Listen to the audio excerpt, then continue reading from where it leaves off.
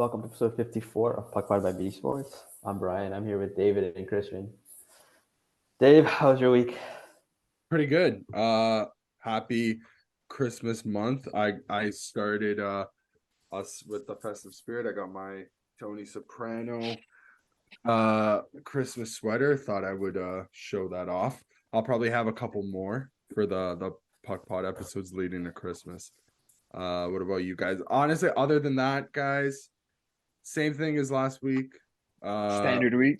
Standard week. Work and watch what we had actually quite a few Leaf games on this week, so watched all of those, or as much as I could of those.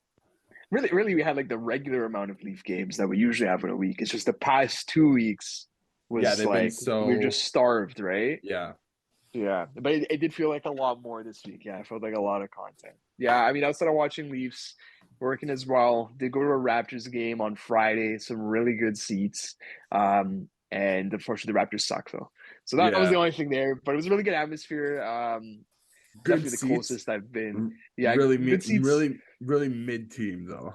Yeah, but still a fun time. Definitely if you can find tickets on the cheap, like Raptors game is still a good atmosphere. It's way more up tempo than a Leaf game, which is I'm fine with that. Like when I go to a Leaf game, I'll definitely cheer in the big moments, but I'm more of the quiet type where I'm very focused on the game.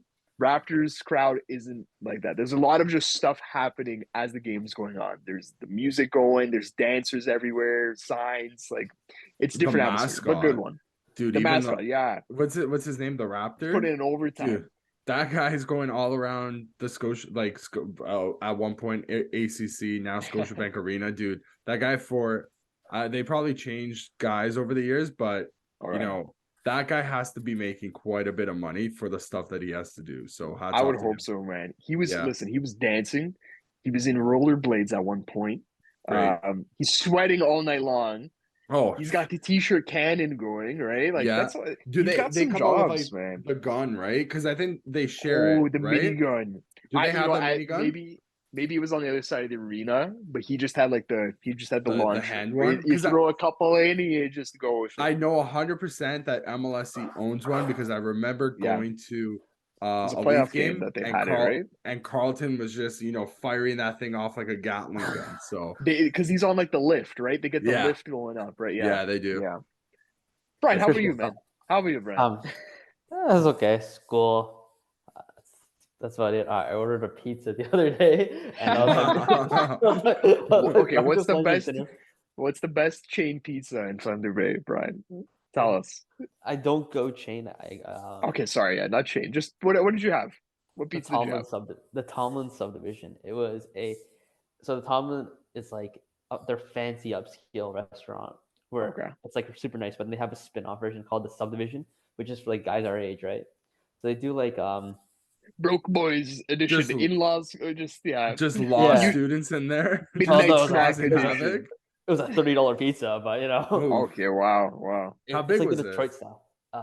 Is that like that? Yeah, it was Wow, like that's this a thing. Detroit style, eh? I've never had. I don't know. I don't know if that would be up my alley. How was it? Really good, really Okay. really good. Like Okay. both the Tomlin and the Tomlin subdivision, they do a great job. And honestly, Okay. if you guys ever come up, that's the restaurant to go to. Like both. Brian, have you been to Chicago? No, I haven't. Okay, because I was gonna I'll go ask. pizza. I was gonna ask you guys to like just off the top of your head, we rank quickly like Neapolitan style, Chicago style, Detroit style. So like the Detroit style is like that rectangular one. They also call it it's technically a Roman style pizza because that like technically originated in Rome. So the Detroit style pizza, it's cheese first, sauce on top after. That's the Okay. key. Okay. So I'm going Neapolitan. That's yeah. I'm thinking the original too. I think Chicago would probably be bottom for me. Have you ever had a deep dish, Christian? Yes, I have. Yeah. So like I've had this is like a butchered version. We haven't done any hockey talk yet, but it's okay. We're gonna do some pizza talk. So I've had like the freaking Little Caesars deep dish. This is like 2015, like the freaking bacon wrapped deep dish, but like that doesn't count in my books at all. And it wasn't good. Pizza. It was greasy as hell. They No, call it terrible. deep dish. It's not deep dish. It was terrible. I've also had in Detroit. I've been to Detroit and had Little Caesars in Detroit, and it was way better than what we have here, just for one. So yeah, I haven't really had like a full on authentic Chicago or Detroit style personally. Well, you technically had a Detroit style, I guess. It was just Little Caesars. It Oh, was just but it was regular Little Little Caesars. Caesars. Yeah, in Okay. Detroit, which I still also tasted better. It's I half also just points. wanted to like break up the Neapolitan style into two, like the American style and like the traditional Italian style. There's a big difference. Like, Yeah. And huge there's a to me. difference in the rankings there too. Oh, Yeah, I'd say so. by miles. Yeah. There's Yeah, just so much not like even close. grease and like fat in like the American style, dude. If you have a good Napolitan style pizza, it's just so light. Mhm. Like there's a Yes, reason that's the why key. like Neapolitans will literally they'll have their dinner, they'll have their pasta, and then they'll go for a walk and then grab a slice on the side like of the street. It's like a snack, a late Yeah. night snack, I basically. just remembered I ordered 2 pizzas in this week because I ordered the subdivision, but then I also went to this other place, which is the Destin style pizza, and that one was good as well. That was like a tomato sauce with cheese, peppers, mushrooms, and goat cheese. That was like, yeah, That sounds that was fire. nice. Brian, are you doing the one bite pizza reviews for Thunder Bay? Maybe I should. We should get those going. Yeah. Get those going. Get them up. Okay, let's move Hop into in. a topic. As much as I want to talk about pizza, let's go into something I don't want to talk about because I think it's a really, not a very big topic that it's not in the realm of what we usually talk about, and that's the Corey Perry situation. The rumors, we're not going to get into that because, well, it's rumors, right? But what we can say is that he has been terminated, and yeah, he's no longer with the Blackhawks. Yeah. So I guess we could start from the beginning here. So he was pulled off, I believe, from practice. This would have been the exact date. I forget. Sometime last week. Tuesday. I don't know if it was this past Tuesday. Yeah, it would have been this. No, you know what? It would have been 2 Tuesdays before because then the Leafs had played the Blackhawks that on Friday, right? Yes. So And Tuesday, not this past week, the week before. So he was pulled off of practice after Columbus, I believe right before, right? I think it was the day before they played Columbus.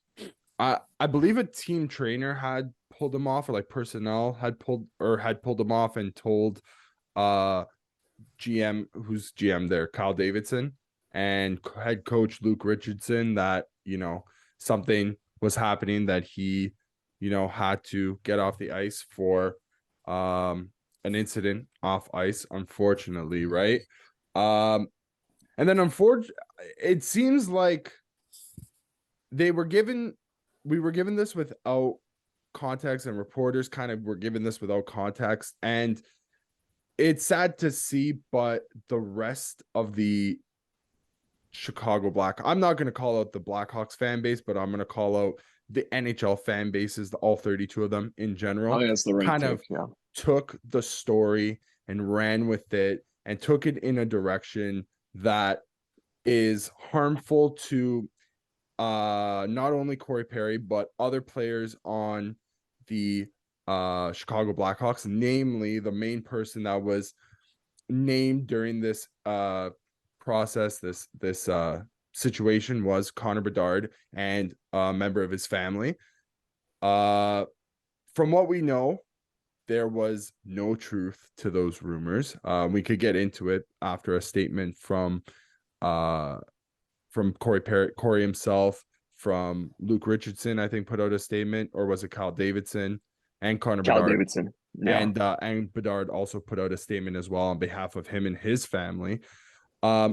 It's sad to see, but it's also not too dissimilar to something that's been happening in the NBA recently, with allegations of sent towards Josh Giddey, right?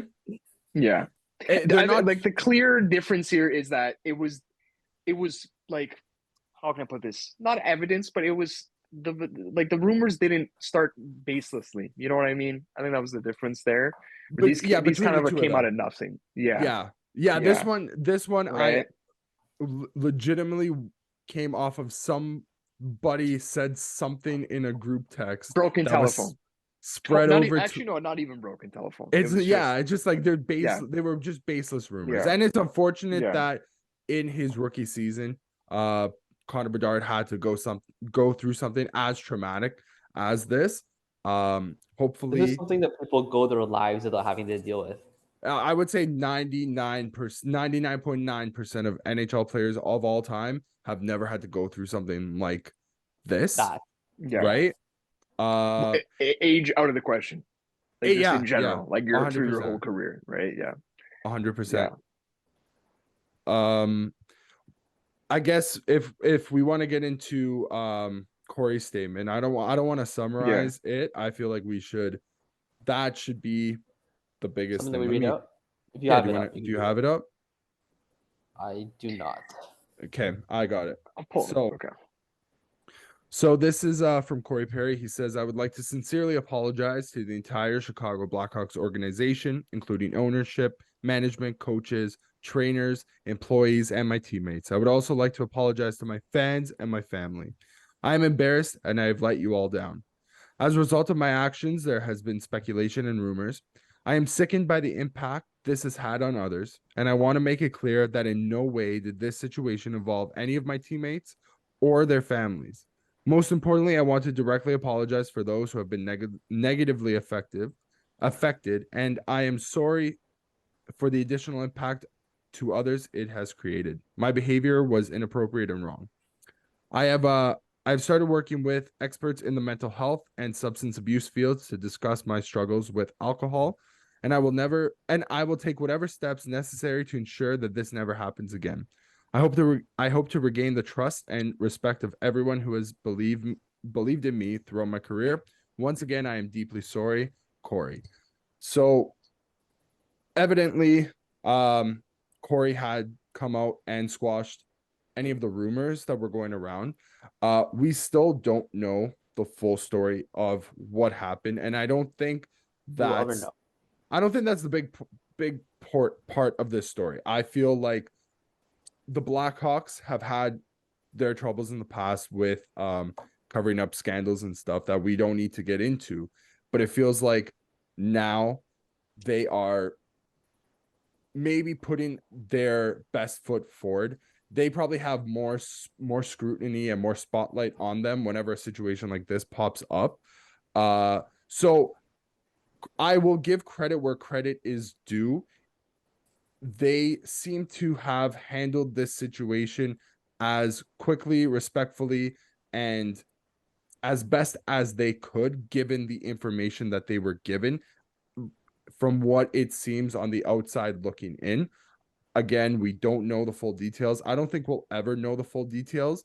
And I don't think we deserve to know the full details if nothing has come about it.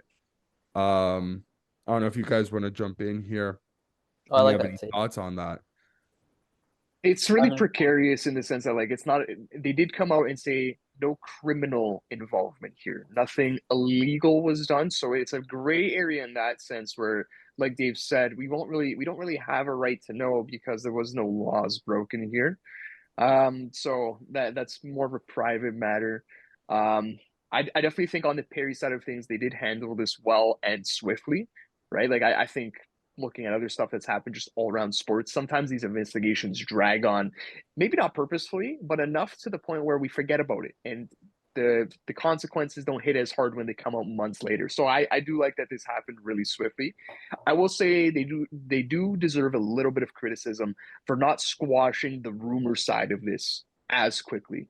I think it would have been really simple and not disrupt whatever investigation they had going on to simply come out very early and say, no, we understand this rumor is going around. This has no truth to it. I think that could have done them a little bit of service as well, and it would have prevented the circus from growing into what it was. That's basically the only thing that I'll critique them on there. I will say as well, that's not necessarily kudos, but I can appreciate Perry being upfront. Like we talked about last week with Sam Girard, a similar statement. Obviously, in Girard's case, there was no incident that led to his statement coming out.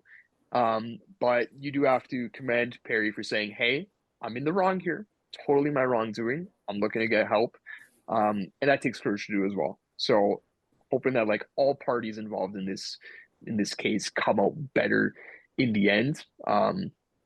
That's about all I've got to say on it. I'm in full agreement with both of you guys. I think you guys both describe the situation and the way we should feel about things very well. Anything else you want to bring up on this topic or on Perry specifically? Do we think this is the last? That was the last we've seen of Corey Perry in the NHL. Because I think it's listen, way too early without like details on the yeah, no, incident, right? It's totally dependent on that. 100%. And I'm saying that just because of his age, right? Like it's not Yeah. like he is still like a young adult trying to find his way in the NHL. This is somebody who's been he's a veteran of the league. He's got I believe almost 20-year career in the NHL.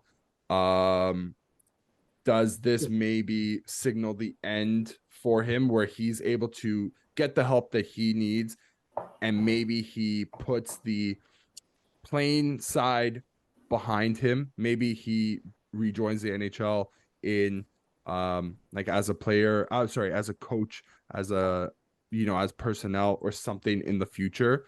But do you think that he could do we think that he could come back so again, he basically? had 12 points in 16 games. Yeah. He was an absolute, I don't know, monster the past, 3 past playoff series or seasons or whatever in the playoffs. I'm not going to say that he can't play anymore. It just, if you're I a agree with GM, that statement. are you a GM that's willing to take a bet on a guy that, has a situation that you might not know what the full story and context behind? That's my That's the take on whole it. key here. It's the whole key. Without knowing that, and even it just has to even be if it's disclosed within NHL circles. Like maybe the public never knows, but I think this might be like a scenario where it's got to be cleared by like Gary Bettman type of thing, where he understands the gravity of what happened, and then a decision is made that way. I think that might be the path, right? I think did I see a report correctly saying that there was already multiple teams circling I didn't camp? see that like right directly after the termination. I couldn't even tell you who the source was on that one. So, and I haven't seen any follow up on it. So it's probably too early for I that. would imagine that somebody had that squash like that. I would Yeah. imagine that is probably true, because I think that he still is a hot commodity. And by the way, my answer on that question is I believe in some aspect Perry will eventually return. And I know teams are like, unfortunately, they're kind of salivating to get like Corey. Like everybody knows what Corey Perry brings, and I In don't think today's it's NHL, he's still a unicorn, I right? don't Age think it's a aside, he's a secret. unicorn. I don't think it's a secret that many teams wanted his services. So I guess that's just a question that we'll have to Time will figure tell out with that one. down the line. So Okay, that's a lot of Perry. Let's move into Dean Evason, sacked by the Minnesota Wild. Since his sacking, the Wild have won 3 straight, and they're still mild. They're still no, they're so actually mild. Minnesota second last. Mild. No, they're actually second last in Wow. the division, so they are bad. Yeah. The Minnesota bad doesn't have the same ring to it, though, Brian. That's the problem. I think mild is pretty close to being bad. I like my stuff spicy, so yeah. it's pretty On that close. scale, yes, mild does equate to bad, right? Yeah, So correct. you do have that. I mean, okay. Okay. I actually think I feel like the place to start here is what a question. You know what? No, Dave didn't even ask this question. He gave the answer unprompted, without the question being put in our chat. And I was saying I would hire Dean Evason over Jay Woodcroft if they like if your team had the choice between the two. Oh yeah, and I agree. 100%. I agree with that. Especially if we are competing to see to find a Creed Bratton lookalike from The Office, because Dean Evason, dude, has that dude. He like I've never seen a doppelganger look so much like they look identical to each other. It's actually ridiculous. I feel like if you let's say you had to build the all-time NHL coaching staff for best facial expressions. Dean Evason, he's probably not the head coach, but he's an assistant coach. Yeah, he's on the bench. I think Bruce Boudreau is an assistant coach as well because he goes red as a tomato. I like And Tortsy. my head coach, Torts is a good one too because he just like his isn't even He just facial yells. expression. It's just lip reading. Yeah. Like it's not even my choice though for head coach is Barry Trotz with the eyebrows. Right? Just as his pressure rises, some people they'll get the eye twitch, whatever, or like No the love. wrinkle. No, this guy's just got the eyebrows going like this. His face can be stone. And they're just going, and I love that. So that's my all-time total aside here. But yeah, Dean Evason, I don't know. He's a passionate guy. I think I would take him in a heartbeat.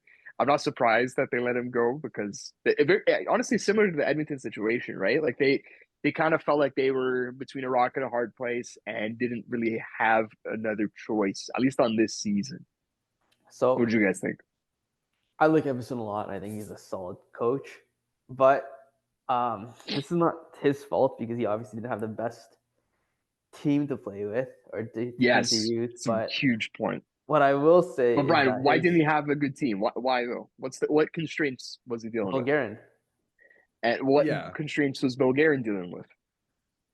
15 million in dead cap space this year, right? Not like just dead. Like there is no player there. These aren't players that are injured and just on LTII. They don't play for the team. The penalty. So they are quite literally playing at a lower. Like if everybody is at an even playing level, they are literally playing at a standard that is lower than everybody else. So already, but as the puck dropped this season, the Minnesota Wild were at a deficit compared to everybody. The only reason why a team like that has been able to succeed is probably on the back of somebody like Dean Evason, who has agreed. I feel like he's one of the few coaches right now in the NHL who are kind of able to I believe the saying is squeeze blood from a stone.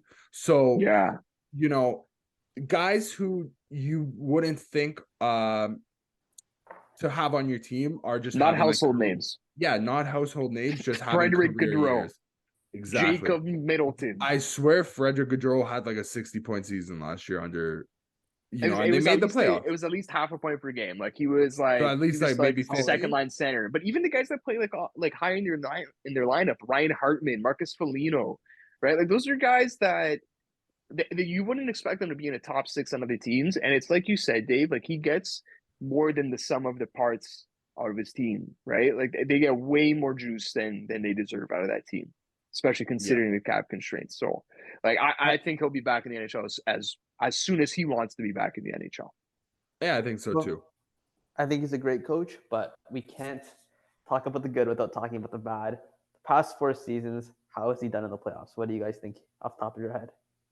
First round exit every time. Yeah, they haven't got past the first round, right? I guess so. That's not a Dean Evason problem. That's a Minnesota Wild problem. Like as long as I've been watching hockey, going back since it is a Dean Evason problem because if you go back to his AHL career in Milwaukee, never made it to the second round. Okay. Wow. He was an internal hire. Milwaukee. Well, Milwaukee would have been Nashville's. Or was that Nashville's? Yeah. But that's another good. Like that's a place where you'd want coaches from if you're asking me, right? So you have the past 11 seasons. You have 2 do not qualifies, 9 first round exits. Well, this is also a thing with Brad Treliving where he's never made it out of the second round as a GM. You can find this with a lot of teams. I mean, probably Barry Trotz would have for the longest time had something like that, right? Yeah. Nashville, because he wasn't he wasn't coach of the Preds. Yeah, he wasn't coach of the Preds for their final run, right? No, he was not. He would have been Lavio. Yeah. So there you go. So I think we all agree he's a pretty freaking good coach. Probably it was not a coach anymore; it's a GM. But point stands, right? So I'm not going to dock him points for that one. I like the process, and I don't know if he's ever had a roster that should have got him the results. So yeah. Well, I think especially in Minnesota, I think since his time there, when was he hired? Was he 2019, 2020? Because the buyouts happened in 2020, if I'm not mistaken. right? The Yeah. Ryan Suter and Zach Parise buyouts, which is what we were alluding to before, and 15 million. Yeah. Like that's $15 million in cap space that I would argue hasn't been able to use for at least a couple of seasons, right? So I think the number fluctuates, but I think Yeah. this year it's like I said, I think it's like 15. Yeah. I think it's very similar next year. The 2 previous years, it was a little bit lower, but like still, like it was still an egregious number, like still a number that really affects how you build a team. Could you imagine that as the Leafs? 50, like imagine the Leafs with that. Dude, 15 is a near Matthews level contract, right? Yeah, it's like imagine Matthews saying you need plus, to play without Matthews for 2 years. Matthews plus like a yarn croak, let's say 2.5, right? That gets you to above 15. And then you like the past 2 years, it's like you're not playing with William Nylander for the past 2, right? So I'd like to cut Dean a little bit of slack, but also like I think he's perfectly capable of finding another job somewhere relatively quickly. It's going to be his next job where I think we could really start judging, because I would assume that the 31 teams that are left that are available to pick him up won't have a situation like that, at least in the near future. I genuinely don't think that there's a contract that bad or at least 2 of them that bad where they have to go through something like that. So maybe we're judging Evason just a little bit unfairly right now. I'll give him the benefit of the doubt. Maybe that's what I just wanted to say. His replacement is John Hines. Who at this point, okay. The Nashville hire. I made the joke that, and I think Dean Evason took over for Mike Yeo, and to me, John Hines is the new Mike Yeo, and it's not just because they're bald. Okay, they're just mid as hell, just mid, and they're just coaches that come in now, and it's like, oh, you just fired your coach, you need an interim head coach. I'm your guy. Christian, that's just what they are. So Mike Yeo and John Hines are.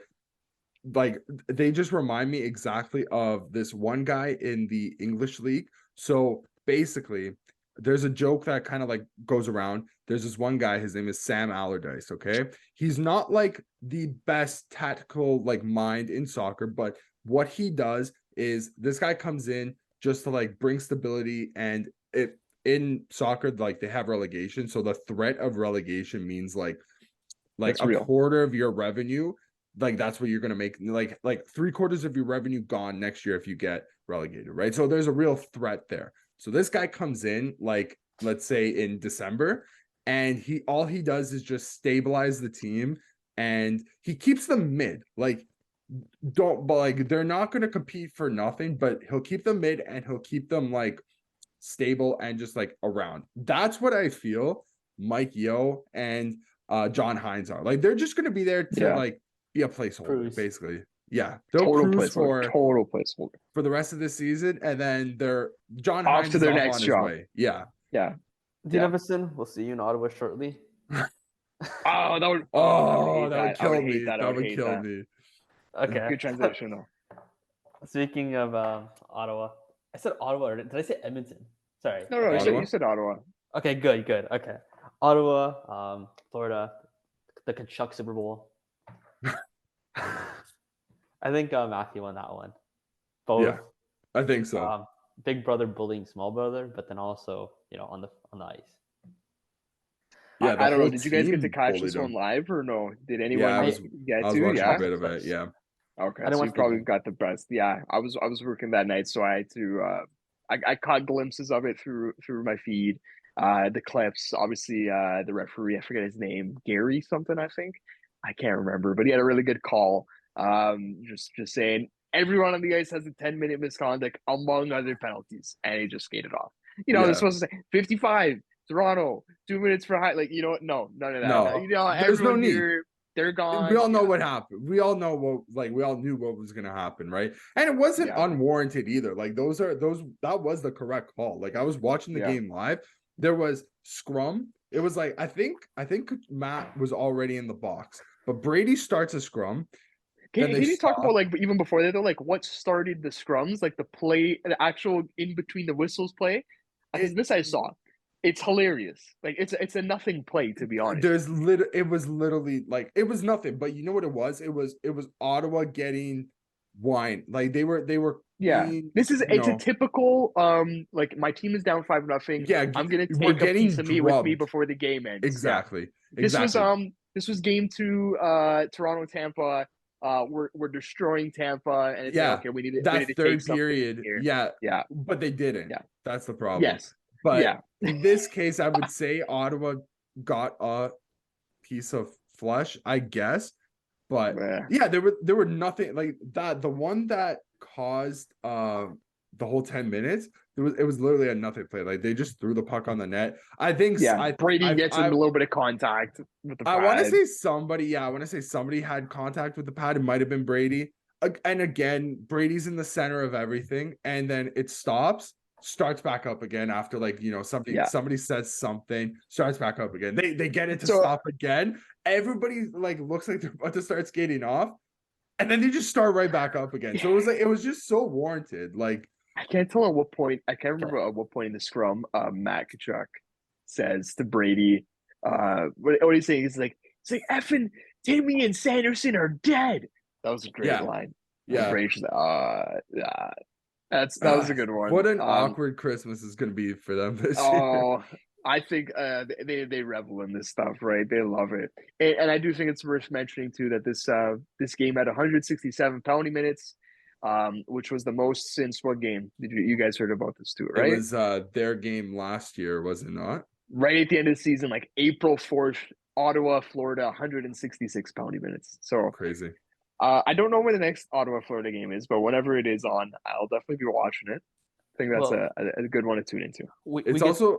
Sorry, Brett. It's really funny that like I think that's tied for the most in a game, or it's like the most in a game this year, and then like it's tied for the most with with theirs last year, and like that's the most for like whatever the past 5 years.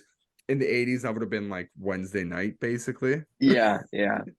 If we had the single game betting in the 80s, that's the over's 180. Yeah. Oh yeah. I will say this though. How lucky are we that we get to see this for at least the next 5-6 years?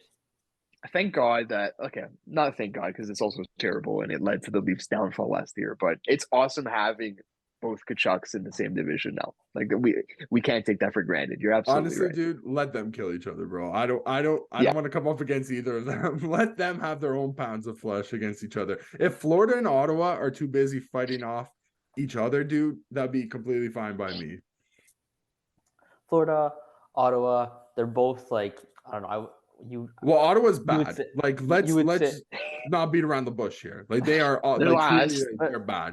Let's say they're like the B tier franchises in the division. The last trying to make a transition here. Yeah, Detroit. They get Patrick Kane. They signed him. I think it was 2.75 x1. Yeah, they steal him presumably from divisional rivals like Buffalo and Florida. So that's the transition there between the Atlantic and Detroit, right? Florida was hot on Kane's tails too. I regret the conclusion that this was because of DeBrincat. Like, is that the driving factor here? I think so. I would assume so. He did.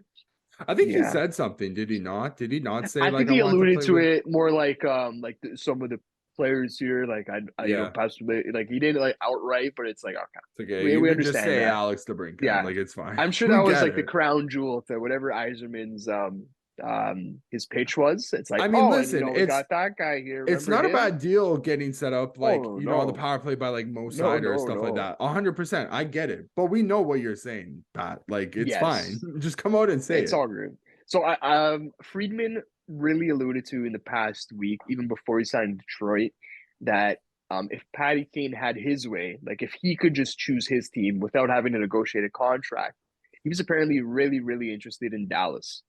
So that's an interesting one. I just thought that was interesting. That I guess I honestly think he just looks at them and thinks that's the best chance to winning I've got, right?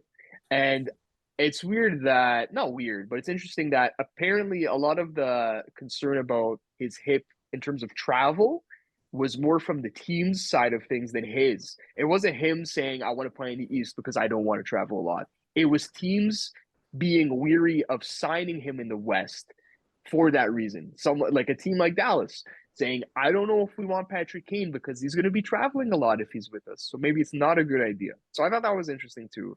And apparently Dallas looked at it like, we have bigger problems. We don't need Patrick Kane. We need defense, which is something that the Leafs Very could probably agree to. All right. I know I had my Patrick Kane pitch. I still think would have been a creative solution, but I don't know.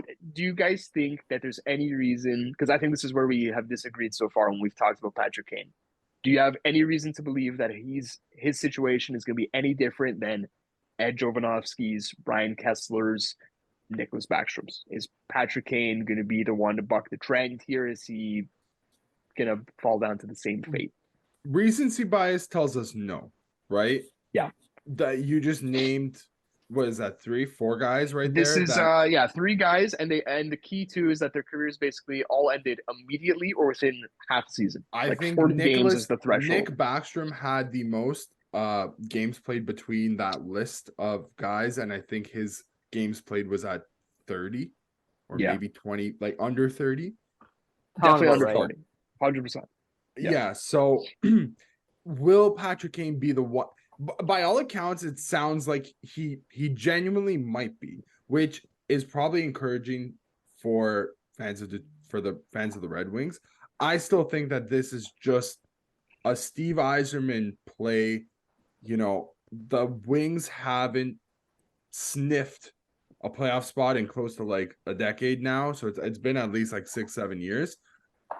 They got to do something, and they could see like the writings on the wall for 3 teams, you know, that they're competing against. They were able to steal Patrick Kane from 2 divisional rivals, 2 up and coming divisional rivals in Detroit. Sorry, in Buffalo and Florida, right? So to get that, I mean, that's great and all. Right now, the question is the longevity, right? I said this in our chat, and I'll stand by this. If Detroit makes the playoffs, this is, I think, regardless of Patrick Kane's play, unless it gets thrown on LTIR by March, whatever, I still think it's a W if you make the playoffs. If you manage to miss the playoffs again, I think that there could have been a better move here than, you know, tying up 2.5 of your already limited cap space to a player who might never play again if he gets thrown on LTIR, basically. Dave, I do have a very similar take to you. Yeah, that money could have been spent better if they don't get into the playoffs. 2.75, I kind of wouldn't have done it. I wanted it to be production standpoint. What does he have to do to make that an even deal? Like, how do you get your 2.75 worth? Half a point per game? Half point a game. 30 points. 30 points. Okay, so let's say he plays 40 games. Dave, you want 20 out of him? 20 to 25. I'd say 17 points. I'm taking the over on both of that. I think he's got more. I think he's like a 0.75 point per game, like a 3/4 point per game player. And if he plays 40, I'm putting him at 30 in my books. What did he have in New York? I wouldn't be able to tell you off the top of my head. It wasn't good. But just as recent as the season before, like it was in the 90s. It was like 93. It's really good player. Hopefully he gets more than 5 points. Let's take 5. Let's go on break.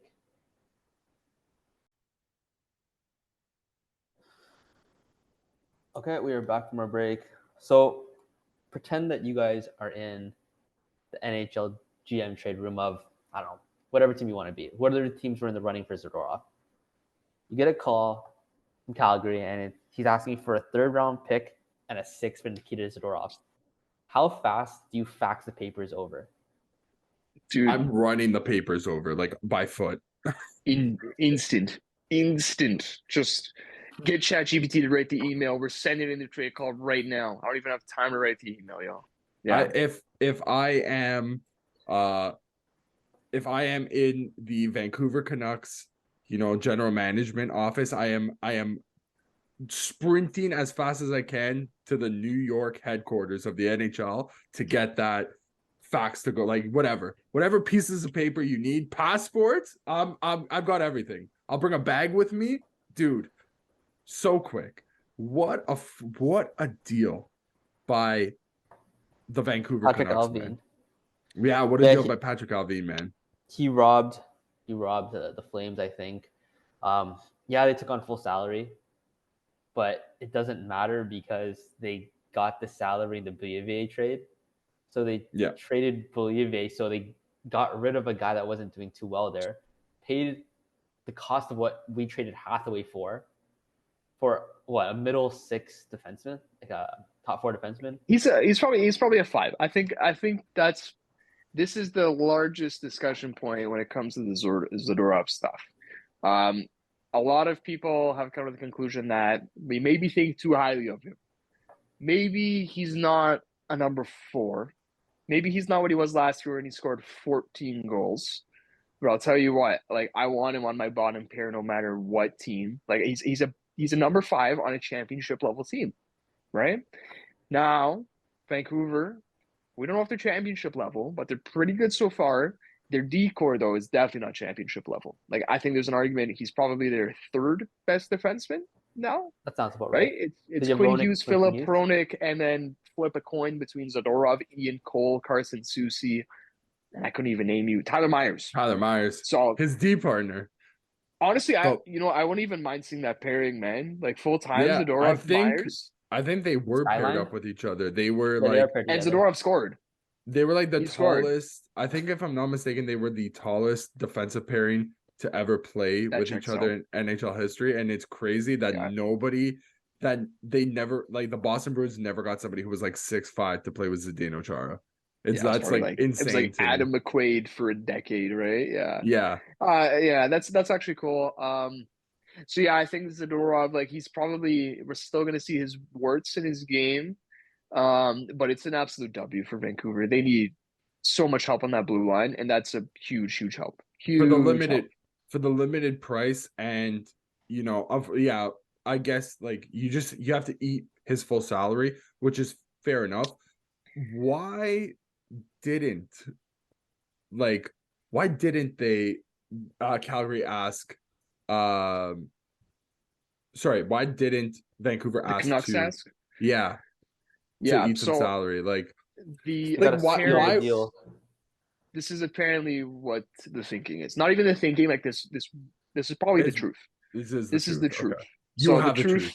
Okay. No, I don't. Yeah. I talked to I keep on wanting to call him Kevin Conroy. No, too, Dave. Honestly, man. No. What's his name? Yeah. Is it Craig? Yeah, Craig. I didn't speak to Craig. His name's myself. Craig. Yeah. Gregory. I'm gonna call him. No, okay. So Craig. Listen. So apparently, and this makes total sense. You only have 3 retention spots at a time. You can only retain salary on 3 players at a time. And in case anyone's been living under a rock, the Flames are selling half their team because they're going to be free agents. Okay, I know where this is going. There's Tanev, Lindholm, and Hanifin that are still on this team. That's 3 retention spots potentially. Do they not also have a spot taken right now? Did they not retain somebody for like a stupid? Was it not Calgary that retained somebody for like 4% to take up a slot? That was actually an even stupider move by Nashville in the Edmonton trade. Yes. Right? Oh, they retained 4% on Matthias Ekholm. Yes. Yeah. So different scenario there. But yeah, I'm pretty sure Calgary has all 3 of their retention spots still available. Good. So yeah, that's the thinking there. And it's what differentiated Vancouver from the other teams bidding on Zadorov. We know that Toronto was one of those teams. The Islanders were apparently in on that, and Vancouver was the only one that could take him at full salary. The Beauvillier trade was a big time move that got this done. So yeah, I think for Toronto, taking him at full salary would definitely, we wouldn't look at it as much of a steal as we're looking at it for Calgary, right? As much as it would be Klingberg out, Zadorov in, I don't think Zadorov moves the needle enough in Toronto where we probably need 2 moves, to be honest, right? So that's the differentiator here. Another thing for Calgary, by moving out Zadorov's full cap hit, they are now under the salary cap without having to use LTIR, which is a huge thing because when you're in that situation, you accrue daily cap space. Okay, and like the Leafs, for example, we are not accruing cap space. I couldn't tell you the last time the Leafs were accruing cap space in a season. Years, probably a So decade. it's almost like an exponential thing where come deadline, the Flames are gonna have so much cap space you're not even gonna believe it, and they'll be able to be like really creative with their moves. So that's part of this too. Still total dub for Vancouver. Total Yeah. dub. Yeah, 100%. It's kind of like the calm before the storm for them. Like this is the firing shot. Here's the price of, a bottom pairing D. I don't even think that I think the price is only going to go up for guys like Zadorov. Like we could kind of agree that this was a fleecing of some sorts by Vancouver. Who's the Vancouver defenseman from last year that we're comparing the price to? Luke Shen. Yeah. Right. And in a vacuum, as great as Shen was, I do think like in a vacuum we take Zadorov, right? 14 goals from Zadorov last year. Like he's the better player. He should be going for a little bit more. The $800,000 salary, exactly. Yeah. So I think like come, when's deadline this year? February something, March something. I think we actually might have a traditional deadline this year. I think it might be March 1st for once. March 1st. So come February, 28th, just a day or two before the deadline. If you were to go out and try to buy a Zadorov type player, do you pay up, what is it, a 5th round pick that they paid for him? Or it was a 5th and a 3rd? Yeah, maybe it's a 2nd and a 3rd instead, right? Yeah, it's something like that. So, and apparently, like, if you want to compare like a Tanev, a Zadorov like player, spoiled my answer. Tanev is a Zadorov like player, and apparently the price for him is going to be higher than Zadorov. That's the reports from Friedman. 2nd and a 4th. Sounds good, Brad. Make the deal done.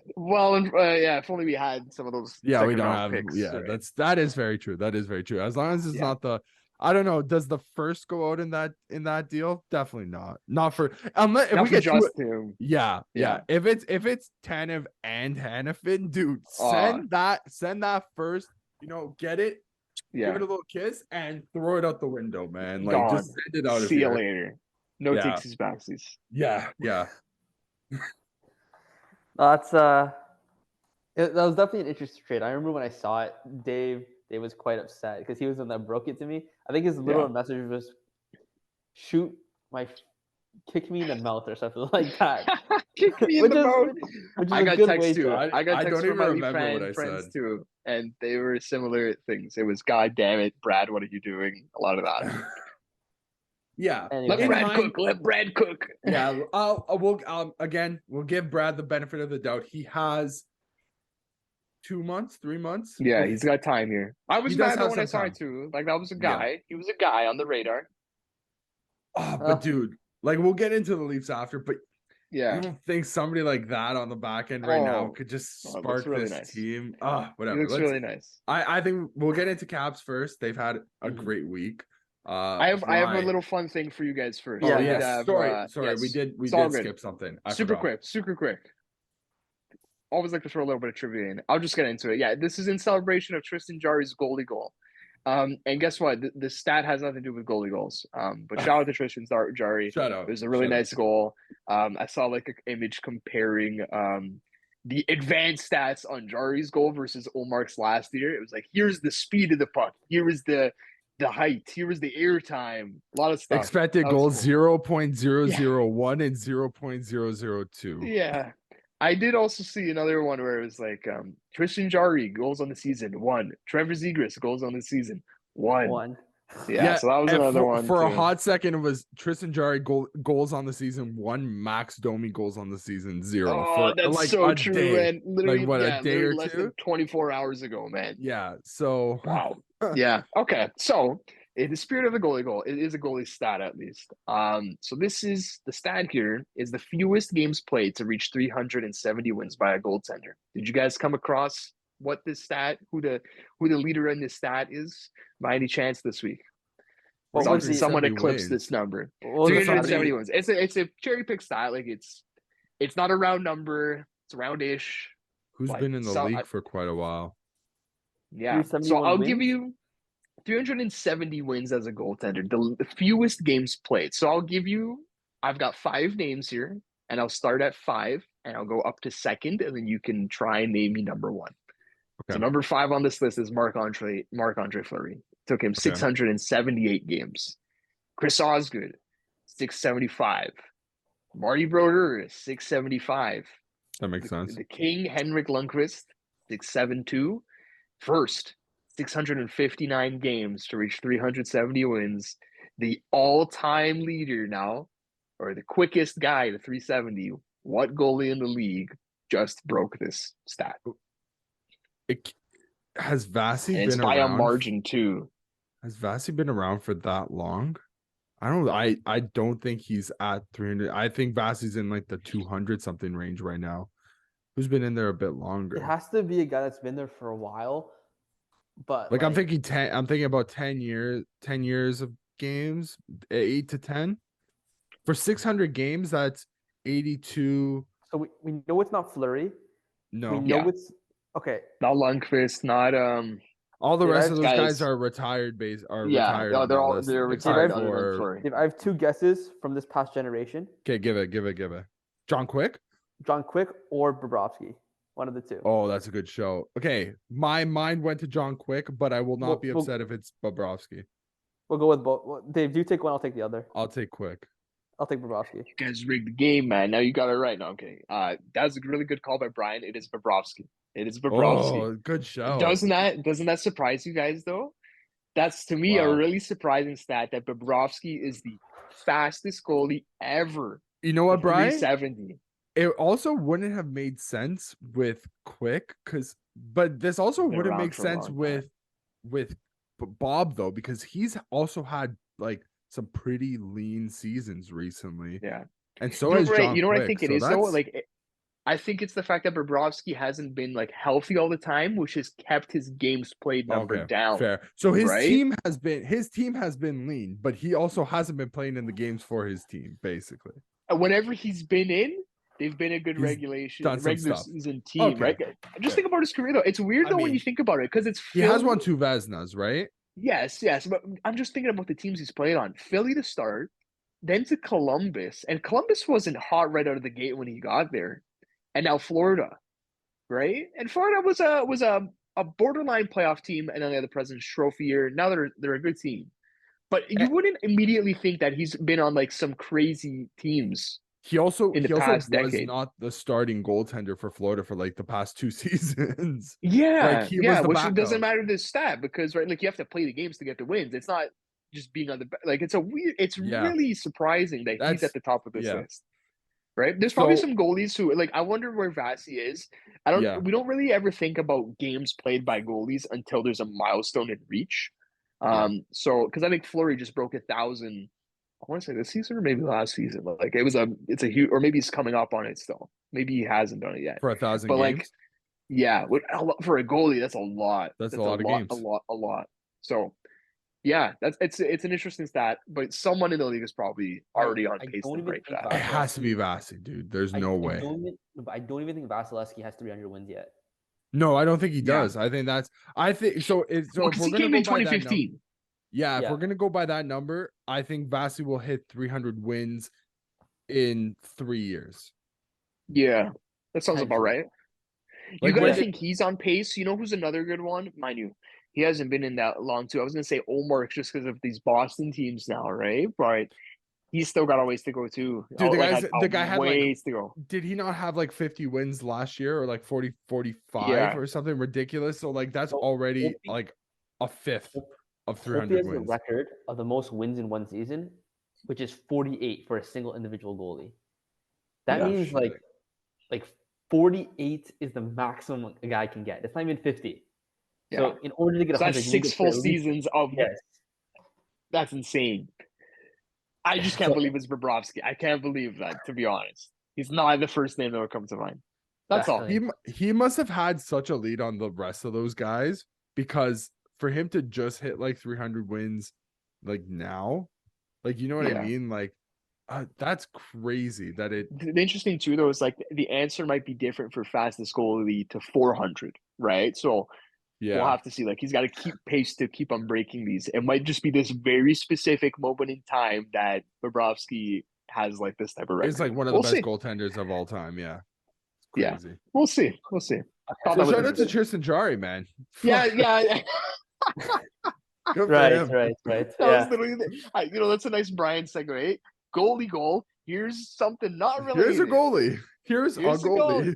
Yeah, he's a goalie. All right. Let's go Capitals for a bit. Let's go. So do you guys want to get Evgeny Kuznetsov on sale?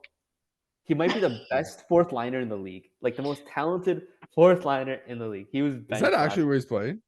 He was playing fourth line minutes yesterday. It was not. Oh, I thought you were trying to sell me on like some guy that's playing on your fourth line that you think is like Kuznetsov's light.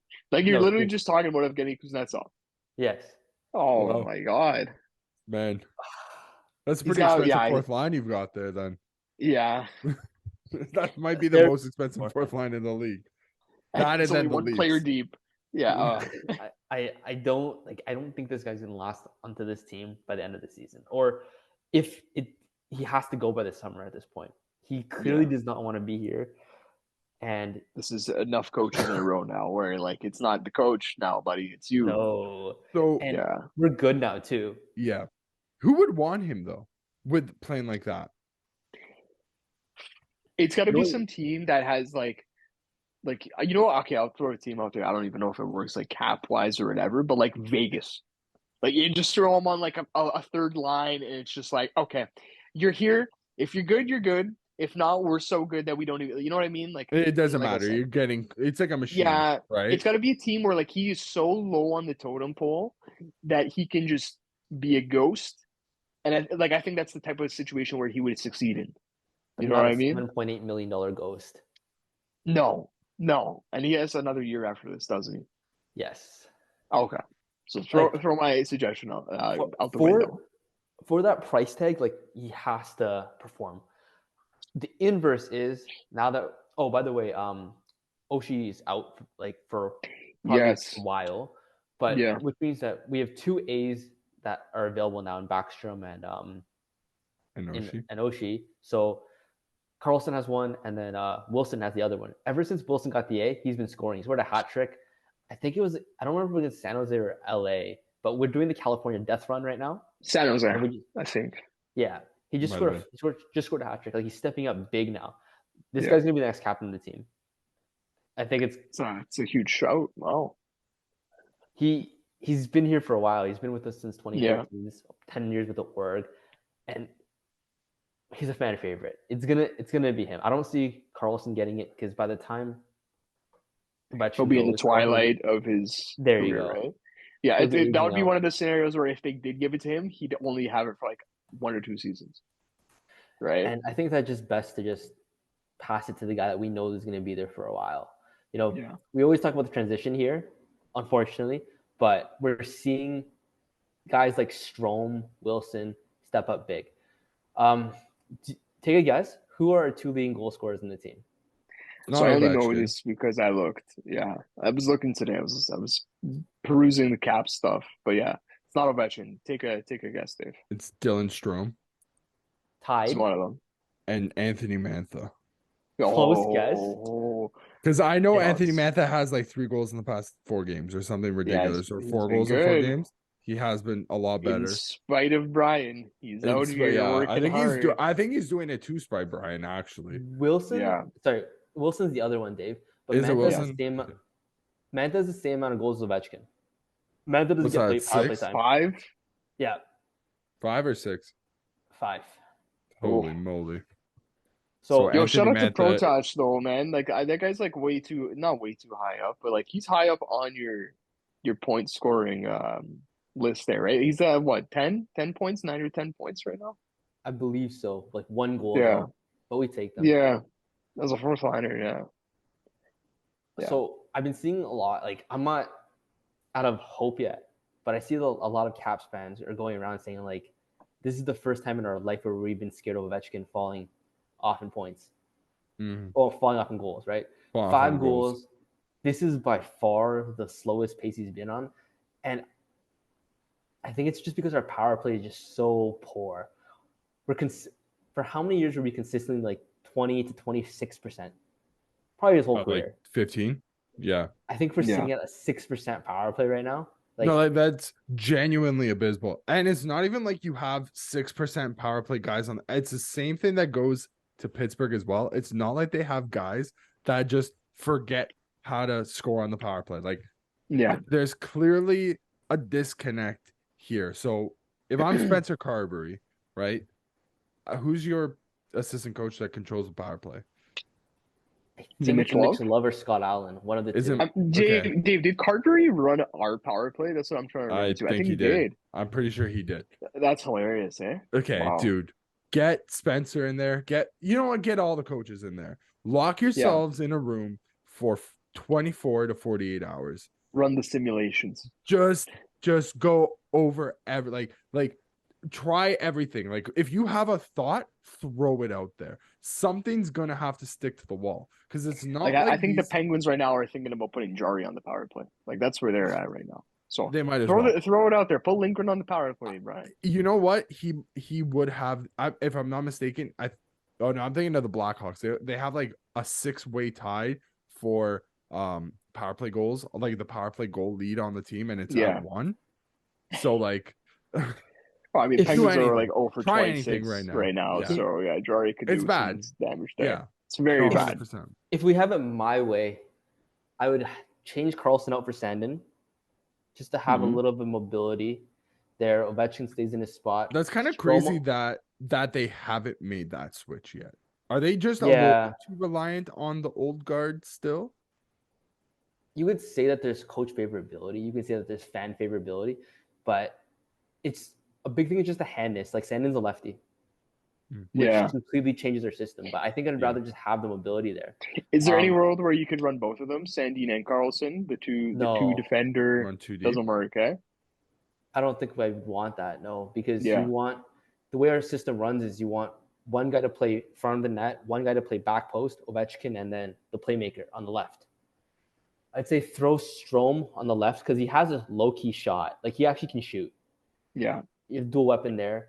You know what? I'd even say throw Mantha. He's been good enough, or Protest. That front. Back post, and then Wilson at front. And then Ovechkin this spot. Yeah. It's like Dave said, worth a try, man. You throw stuff at it every game until something clicks. I have a very loaded question for you that I just thought of. Like, I don't even know if you can answer it.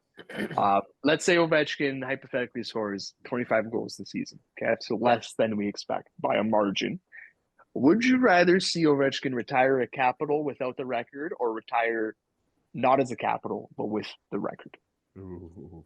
My God, I just thought about this right now. I don't even know that was. I don't even know if you can. Yeah, Christian. like I think it just blew Brian's minds right now. But you can sit on that one, Brian. Don't even answer today. I see the answer real running. You thought about it right now. Okay. I think I'd rather see him retire as a lifelong Capital. You know, you wow, don't want. Okay. You don't want to. You don't want to Daniel buddy.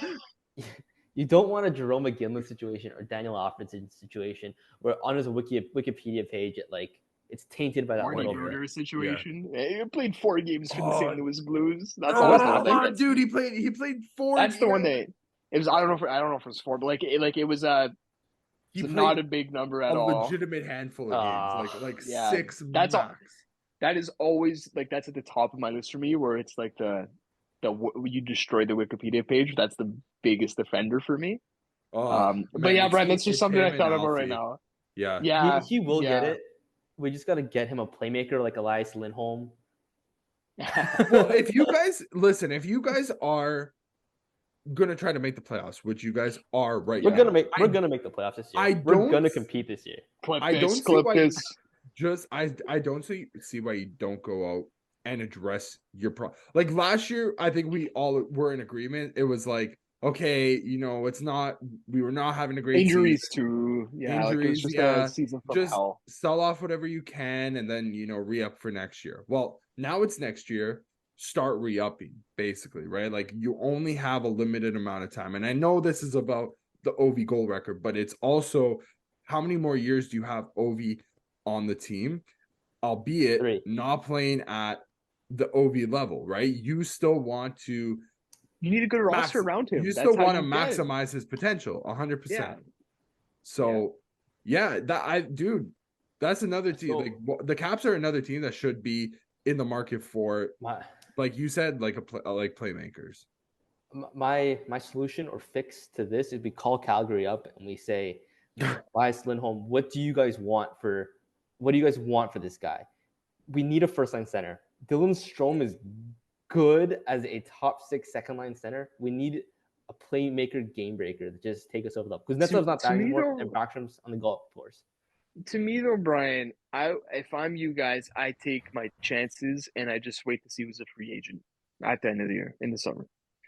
Sam Reinhart, Jake Gensel, William Nylander, Elias Lindholm. There's no way all 4 of them are re-signing with their teams. One of them's got to be available. You can sell them on your team. That's that without having to spend assets. That's what I would do personally. That's where I'm at. True, but we're gonna You be think obsessed that's a little anyway. bit too We can late? make a run. No, like never too late. I feel like the Caps have to have they have to have one more all-in year. I don't think this is it. That's how I look at it.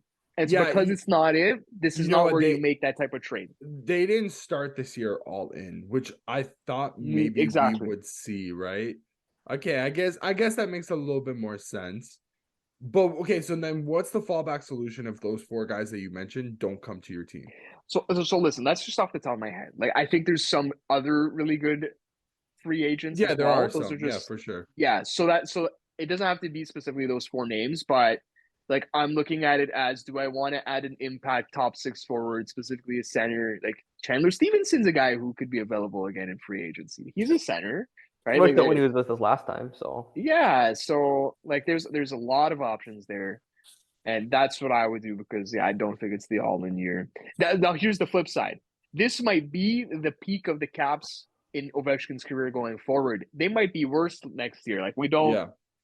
That is a risky run because look at last year. Last year we thought was like an anomaly. So far it looks like it, but who's to say this? You don't run into this problem again next year. That's the risk you're running, obviously. Another thing, also, like, isn't it more enticing if you sign trade for a player and then you also have the leverage of giving them the extra year once they hit free agency? So a player like Elias Lindholm, whatever team I'm gonna assume he's gonna get traded for, he probably re-signs with because he gets that extra year. Because he's UFA at the end of this season. He's a UFA, right? So that's a great point.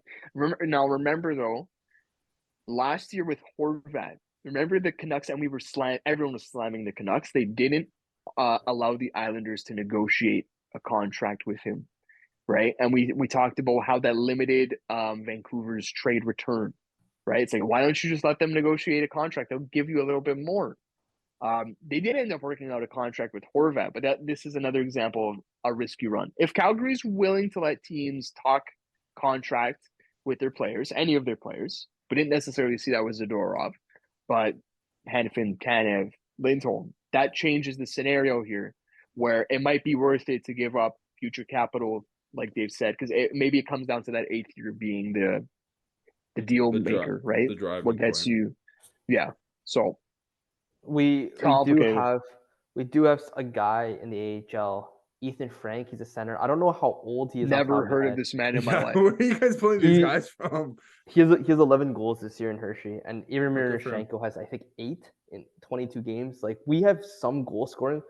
Our offense is dried up though, and I don't know. So would you rather see a call up over I want to see. Well, there's time, right? Like you can see both, right? You see the call up before the deadline, and then you make your decision. Going internal for us has worked this season with McMichael. Like McMichael's been dynamite. Yeah. I think every team tries internal first, right? Like Nick Robertson, we've tried him like 4 years in a row. Yeah. Right. Yeah. Before we make a trade. I think he's starting to stick, but we'll see. We'll talk about it. There's a way for us to do this right, and there's also a way for us to destroy our transition or destroy our rebuild for the future. Yeah. What I want to see is how can we get this guy to 900 goals, because 895 is not enough. We need to hit 900, and we also need to see one last solid playoff run. Fair. Okay, that's Brian's Christmas wish list, boys. Okay. Let's move quickly short to one, Leafs, short and sweet. And then I know that you guys have a little something after that. Listen, I don't know if Do there's like crazy stuff to talk about, even Leaf wise. Like we can go through this pretty quick. What did you have, Dave? I was gonna say maybe we take up 5 minutes and then we come back and do the Sure. rest of the thing. Yeah, we don't have to go crazy time, anyways. Get some Leaf thoughts. Get some other Toronto sports teams thoughts too. For sure. Okay, we are back from our break. Let's start where we left off with the Leafs. Sure. All right. Well, the Leafs this week, they decided to give me and Dave not only just 3 games instead of 2 in the past 12 days before this week, but they gave us some bonus ice to some bonus hockey to watch every single game in the 3 games they played. So Dave, let's go back to Tuesday where the Leafs lost in a shootout to the Florida Panthers. In case you didn't know, I had to record the game because I was at work. So I came home, I watched the game. And then as soon as Evan Rodriguez scored, I was just so mad that I turned off my TV. Christian, did you not hear? I don't know what you're talking about, man. Oh, did your recording cut out after Evan Rodriguez scored? No, Dave, I was just so mad that they lost that game to the Panthers again. Like, And you turned off pissed your me TV? right off, dude. Yeah, like I didn't want to even think about it. Dude, here's the thing. I've got the greatest news for you. They actually won that game. Excuse me, Dave. I'm kidding. The gig is up. The jig is up. The Yeah. jig's up. I mean, honestly, bro, that's how I felt. That's how it was. It's like, oh, they lost. I went right into like our chat and I was just like, yeah, like it was a good game. Thought they were gonna win, and then I watched the rest of it. I'm like, oh, okay, this is how it went down. So yeah, that was interesting. Yeah. So, I dude, honestly, apart from that shootout, that game was brutal. Like that it was very sloppy. Like so reminiscent of the playoffs against the Bruins. It was just like, and guess what, Dave? That's exactly what we said the other time they played the Panthers this season, where they lost, right? Yeah. And it's so I made the point that we've played Tampa twice, and you know what? We can even make the point with the Bruins now too. We've played Tampa twice this season. Both games have had identical scripts. Samsonov lets in early goals or make the comeback, win the game in overtime. Florida, I don't think it was exactly the same. I don't even know if we lost to Florida in overtime, but they've both been losses in like similar fashion where it felt reminiscent of the playoff series. And the Bruins, who we played yesterday, it was a similar thing, right? Shootout. Yeah. Sorry, overtime. Came back. We had to come back in the game and lose in OT. Yeah. So all of our rivals, extra time. It's as Brian pointed, it's Rinse been and repeat. scripted games for us. Yeah. 100%. The game we missed in the middle there between Florida and Boston is Seattle. And even that one, man, like it was just the trend of the season, getting a multi-goal lead, blowing it late, extra time. We were able to get that one, but like, I don't know. You can't always do that. You can't. No, what's the stat of the week, Dave? What is everyone talking about? What is every Leaf fan, like you just have a casual conversation with a Leaf fan. What stat did Brian bring up today? Actually, not the stat that Brian brought up, but similar stat.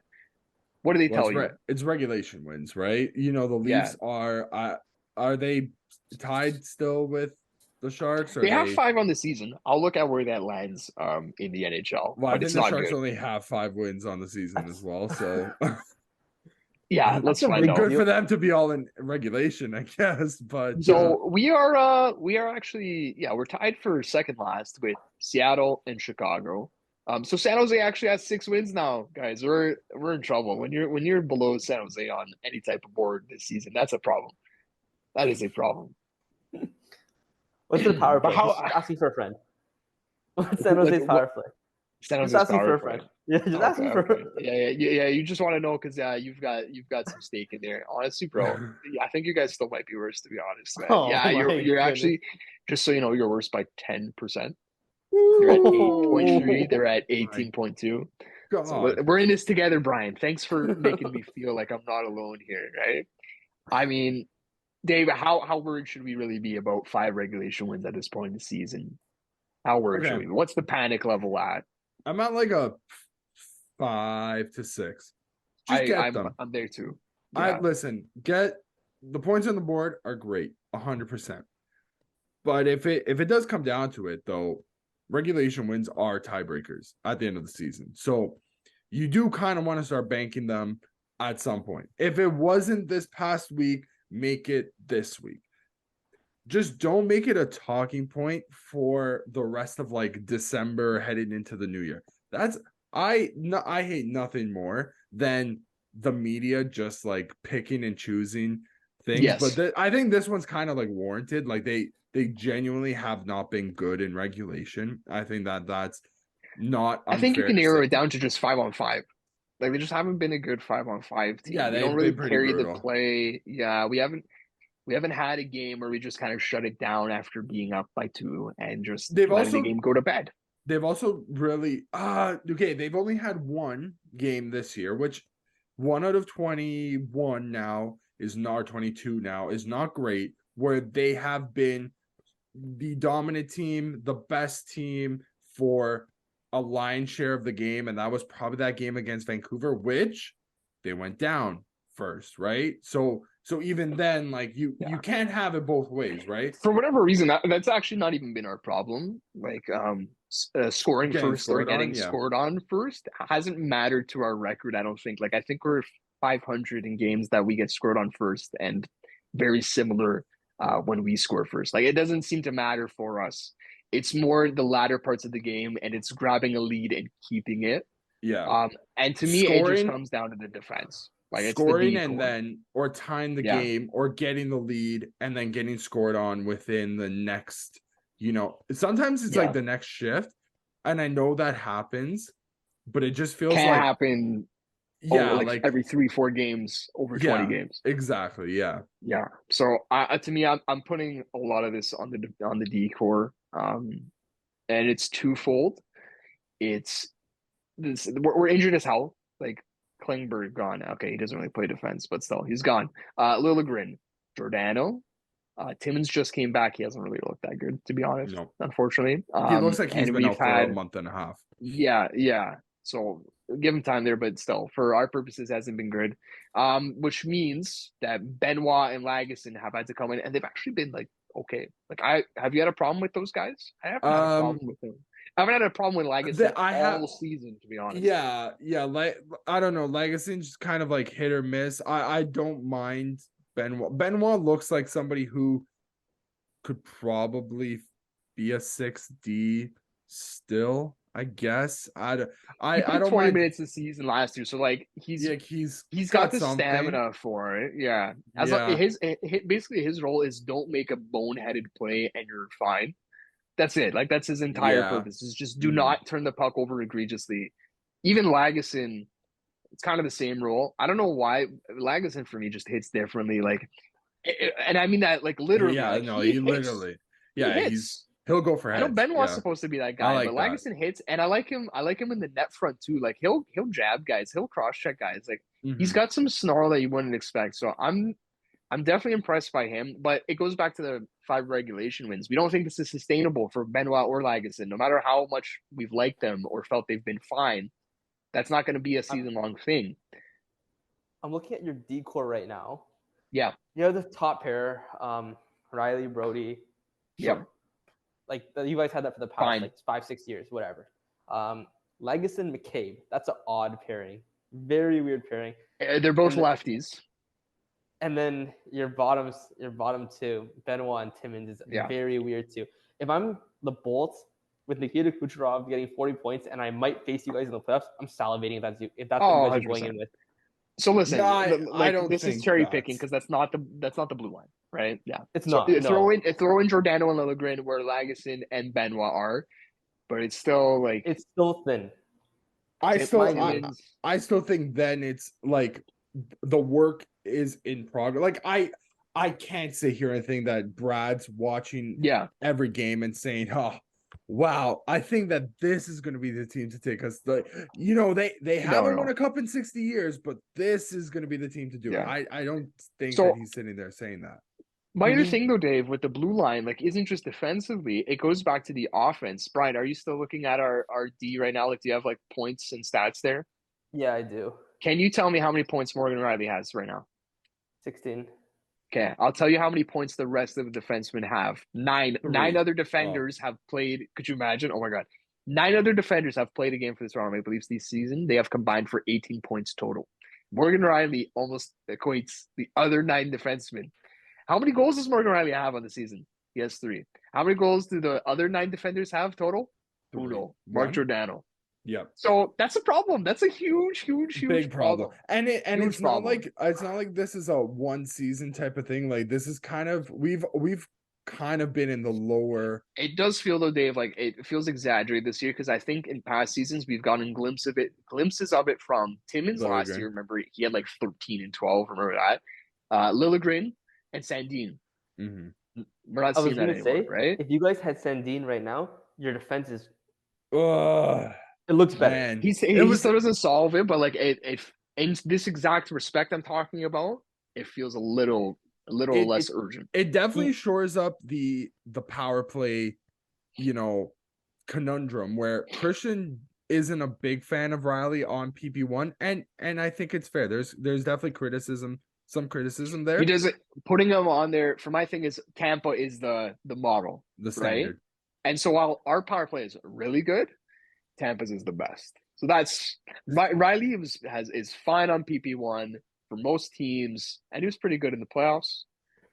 I'm looking for even more. Dude, if you have Sandin there, like to me it doesn't actually.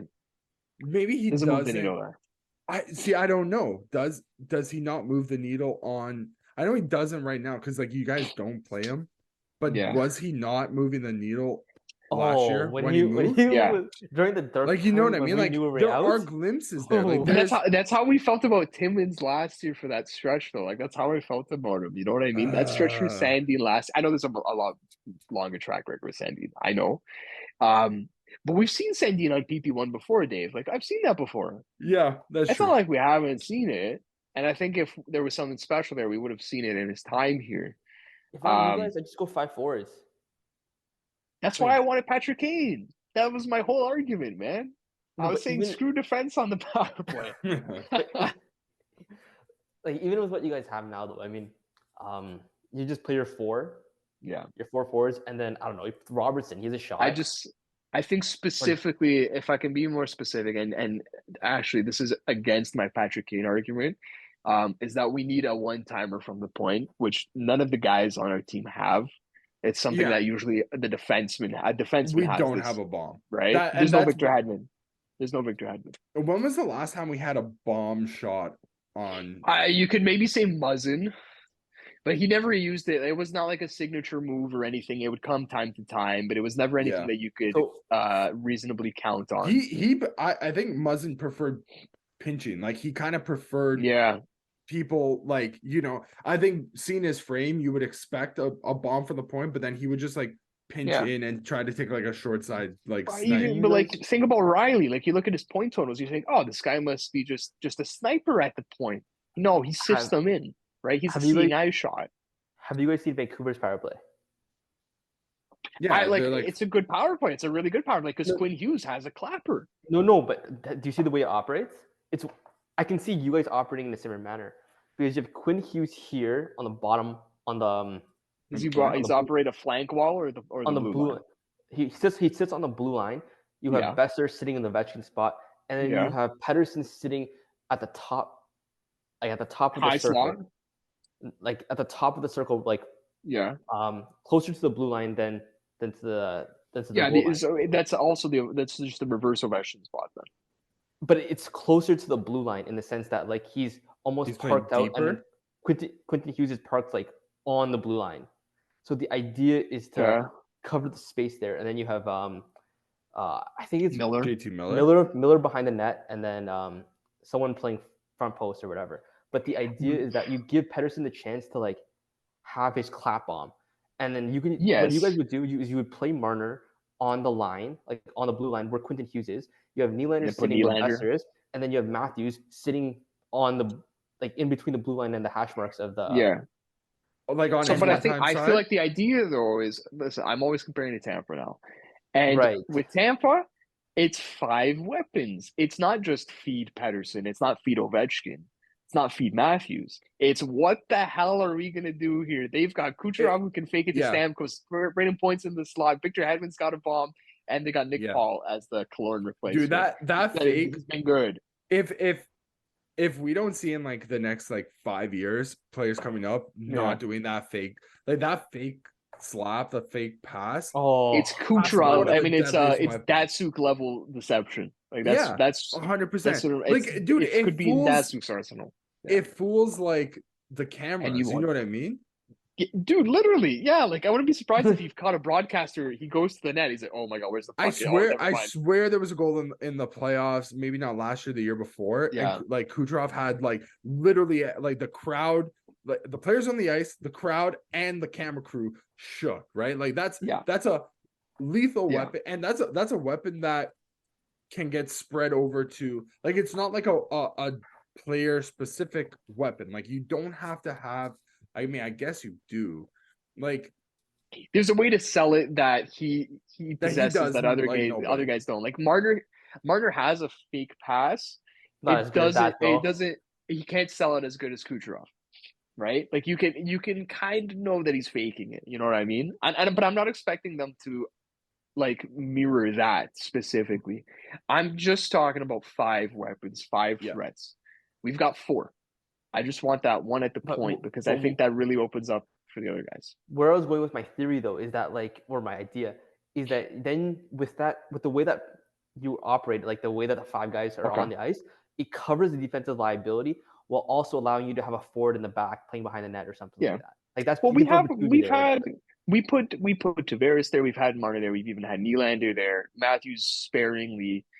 And on the defensive aspect, I totally trust Marner defensively. Like I would trust him as a defenseman.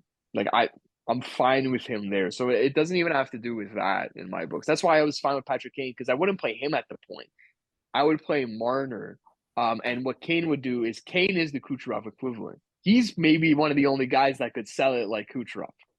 So that's what I liked about him. You just want a bomb. You just want a guy that sits a Drew Doughty back in the day of Subban or a Klingberg was supposed to be that, but he never used it. Probably because he couldn't, because it would destroy his hip, right? Probably. You just want someone that the defenders have to respect. Morgan, like defenders know that Morgan Riley doesn't have that in his arsenal. So they get really close to him because even if he wants to throw in his sifter, his seeing eye shot, it can really easily block that. You get really close to him and you don't allow him a lane to the net, right? And then he's got to pass. Like, so that's the thing. That just Riley doesn't have that in his repertoire. I don't even know what defender on the market has that, to be honest. But that's my qualm with the Leafs defense and power play. It's a combo there. Yeah. You have anything else, Dave, on Leafs? Get some more regulation wins. Yeah. Honestly. Like, just put an end to that. Like, I would like to see, I don't know, all season it kind of looks like they have been out of sorts though. Like, it's not just like on the power play. It looks like 5-on-5 most noticeably, like they just can't get the job done. We've seen them string wins together, but we don't see consistency within a single game. Yeah. That's what we don't see. Yeah. Mm-hmm. Yeah. It's I'd like to start seeing that. Let's, like, you know, they have 4 days off now. Who did they play on Thursdays in Nashville? I couldn't even tell you, man. Honestly, I haven't even looked at the schedule yet. I know it's 4 days off. They play Thursday. I want to say it's Nashville. I could be wrong. Or maybe they play Nashville on the weekend. Oh, you know what? It might be Ottawa Thursday and then Nashville on Saturday. Something. Let's get DJ Smith fired. Yeah, dude. Let's say it could be anybody, but let's say it's Ottawa. Yeah. If they play like, I have to say I didn't mind the game against Boston. Me too. I thought that was one of their better games. That was one of their better games. And it's just like the first Boston game was.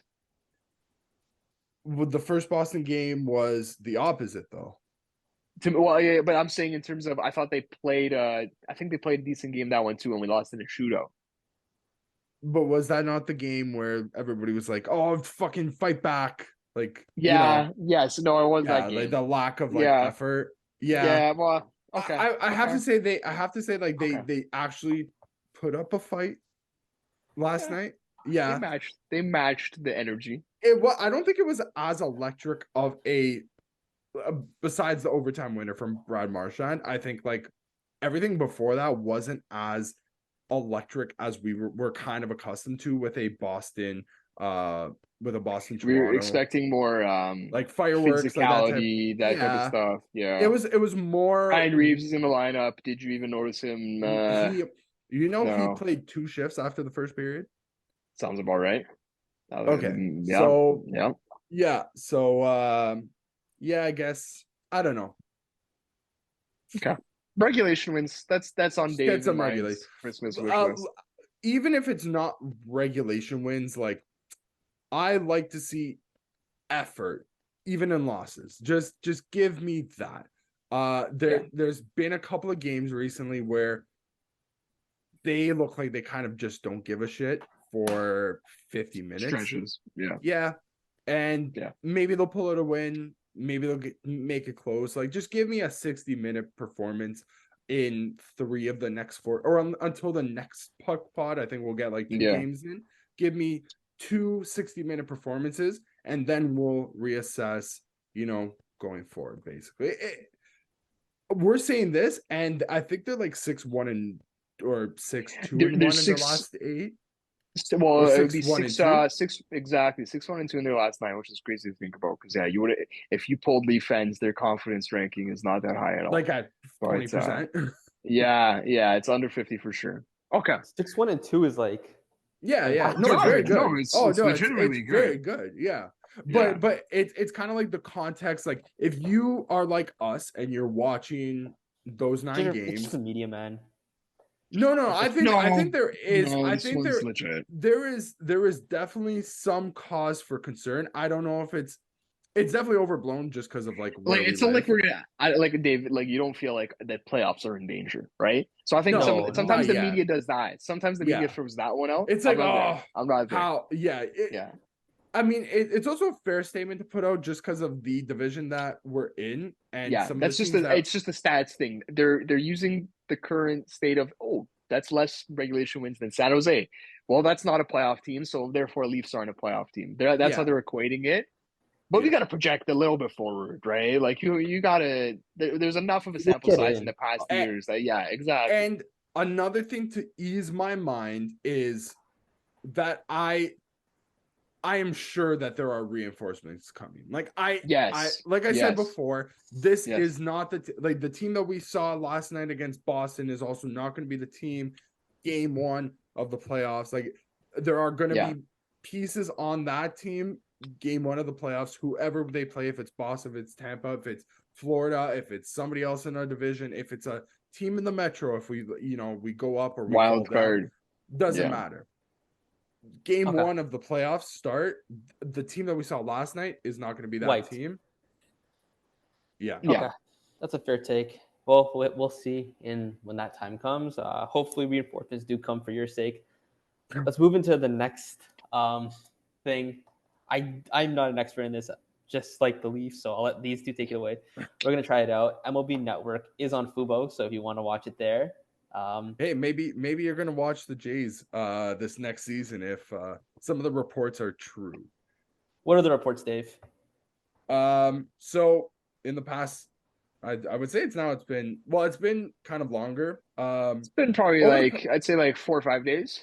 Yeah, over the past week, I would say like Toronto is on the or at least the Blue Jays fandom is on the verge of like lighting up into a fireball.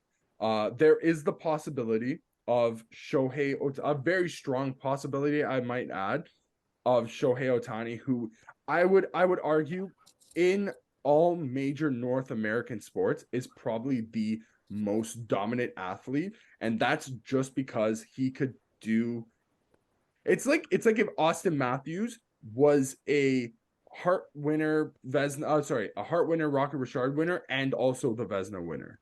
To put that into McDavid plays one shift on forward and the next shift and then in net. Yeah, and then he'll like save like 10 pucks in the net. Yeah, exactly. Yeah.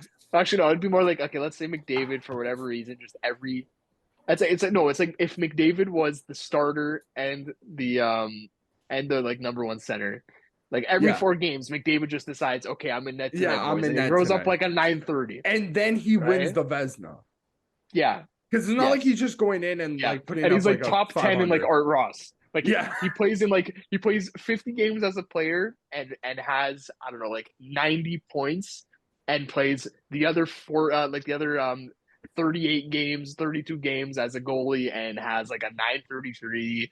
Like that's the Yeah, equivalent, no, which is never 100%. gonna happen. So Shohei Ohtani is for my money, the most dominant athlete in North American, probably in world sports right now. You could even probably say like one of the most marketable on the global scale, right? Oh, 100%.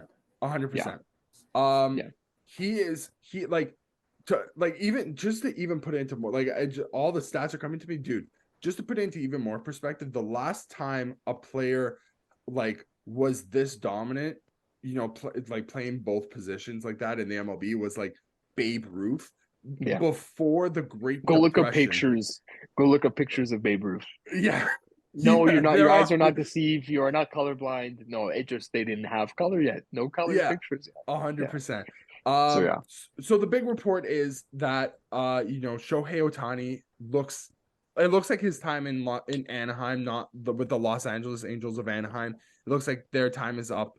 A lot of playoff. It should be noted they're apparently still like in the mix, the Angels, but I don't think anyone. I think that's just like hometown courtesy thing. Yeah, like hometown kind of like. Well, hear you out until the very end. Home is where that's comfort for him right now. He doesn't know anything else other than playing in like Japan, which he wouldn't. Shohei Ohtani is probably the biggest fish in free agency history, period. Right? I think the report. What are the figures we're throwing on? Yeah, I think the report today was what, $600 million USD. He's basically guaranteed to get north of 500 and could come close or maybe even eclipse 600 million, which Canadian, Brian, what are we talking there? 800 to 900 million? Yeah. Around there. That's pocket change for Rogers. He would be able to buy the Ottawa Senators outright after his career is over. Man. So I'm gonna give you a comparable. Do it. Tim Cook, the CEO of Apple, makes $60 million a year. $60 million a year. That's what we could be talking about. Imagine Tim Cook was the number one designer on Apple for 10 years in a row. That's a $600 million salary. That's only one position, so he has to do two positions. And he also has to do like the illustration. He actually makes the phones too. He's the one assembling the phone. Okay? Yeah. Tim Cook does it all. Yeah. So does Shohei Ohtani. He's doing front end and back end stuff. Like, it's just incredible out of Tim Cook. No, so yeah, that's a crazy one, Brian. That's a crazy one, man. That's crazy. You could do so many. It's insane to think about. The teams that are apparently involved here, the Dodgers have been widely regarded as the favorite even before the season was over. Makes sense. He's already in LA. The Dodgers are a much better team than the Angels. They actually go to the playoffs. They may not always win in the playoffs. They sometimes choke, but they do make the playoffs, which the Angels don't. It is still on the West Coast, close to home. They're also probably the most marketable team in Los Angeles. The Angels have never been a marketable franchise. Always little brother inferiority complex. Honestly, it's kind of like the Leafs and the Sens. Unfortunately. Sorry about that. Sorry, Sens fans. You guys are the Angels, unfortunately. Try not to be the Angels anymore. How about that? I'm thinking they're trying. They're trying. I'm thinking Rangers and Islanders are a lot better too. That's a good one too. But the Cubs are also involved. Yeah. The Yankees and Red Sox are there. Yeah, well, honestly, those two we haven't heard a lot about. And that's what kind of scares me about it. And it scares you because apparently Ohtani really values secrecy and privacy. And there was a report from one of the Toronto-based reporters, Ben Nicholson-Smith of Sports, that he basically said as much. He said that front offices have basically been told in their meetings with Ohtani, don't say anything. And so they're trying not to spread gossip, which I do find ironic, because how did Ben Nicholson-Smith find out about this without someone in the front office leaking it to him? But anyways, besides the point. So maybe the fact that we haven't heard anything about the Yankees or Red Sox is concerning. Who knows? The Giants suffered whispers of too, but who knows? But we're in the thick of it, and enough reporters have made enough noise about the Jays being involved that we're excited. Like where we're keeping our eyes peeled on it. Where there's smoke, there definitely has to be fire. Like, it's not like the Jays name. Like, in years past, it's kind of like, oh, we could throw the Jays in as like an outside chance, whether or not how they do with the Leafs on every player. But I think with the Leafs, it's more like substantial because I think they're actually genuinely might be like the Leafs are kind of they're always interested in somebody, and there might genuinely be this. Let's say then like Leafs from 10 years ago, where it felt like they would just get thrown into it for media purposes, just because right? It's the Leafs, yeah. So the Jays have for whatever reason found themselves in a similar scenario, and they've also had the Raptors problem of being the bridesmaid. Like one of the things I'll always remember is the Raptors being the bridesmaid for LaMarcus Aldridge, like who isn't even like he was a good player. But it's not like he's who knows who. And Aldridge had his meeting with the Raptors in a hotel room with Masai Ujiri. And like that in itself, the fact that Aldridge took an interview with Masai was seen as a win. That's how low the bar was. To put that into perspective, this is pre, like Kawhi trade. This is pre like We the North era type of Toronto. This is Kawhi, that was Masai trying to come into his own as an executive. This is like fuck Brooklyn times. Exactly, right? Like Toronto wasn't like the Raptors weren't taken as a serious organization for like 20 years. Like not since Vince Carter was a part of the team, right? And the Jays aren't there. Like they're a 2-time World Series winner. Like they're respected. I think we do have the inferiority complex. We do. The MLB knows what type like. There's only one team in Canada. If inside the MLB, they value it. Outside of the MLB, like I'm sure, like American fans still look at us as like what are those guys team doing? Sometimes, they play up there. Don't they have igloos? I mean, goddamn it, we have a different currency. Like we're offering Ohtani, like it's not even our money. We're offering American money. Like, when you look at it like that, it's different. 100%. But so despite all this, how can we sell Ohtani on Toronto? What's the pitch? If you're Rogers, if you're Mark Shapiro, if you're the Toronto Blue Jays, what's the pitch to Ohtani here? Why us? Why should he come here? It's tough. Dave's struggling. Maybe we shouldn't get him. No.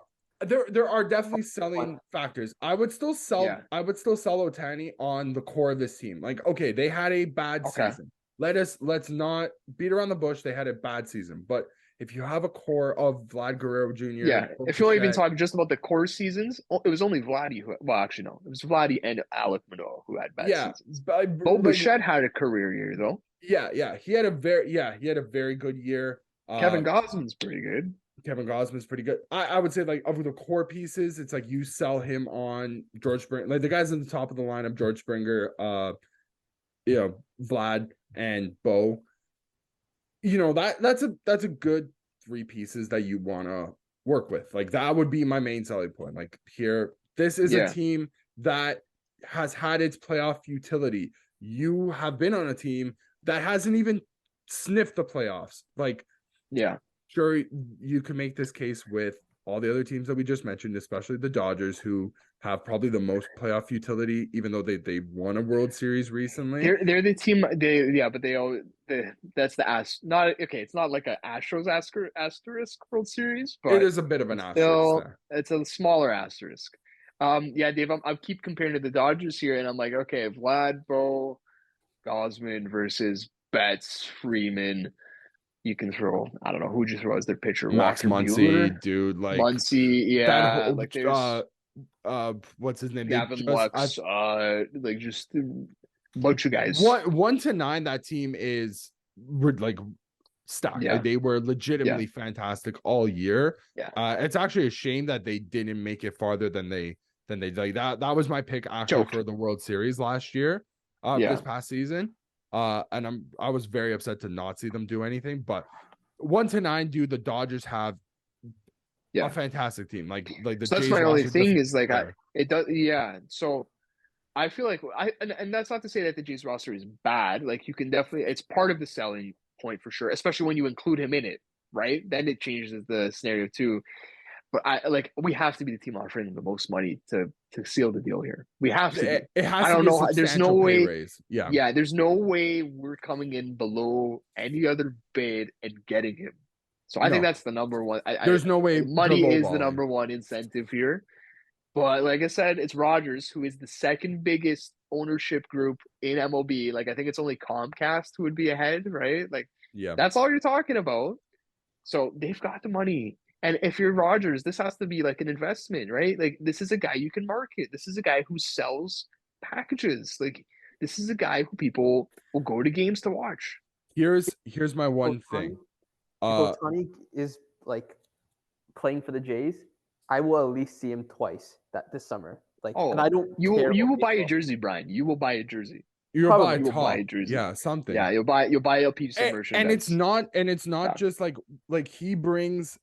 From what I've heard, it's he wants to expand. He wouldn't be opposed to expanding his global Fan reach base. from just the U.S.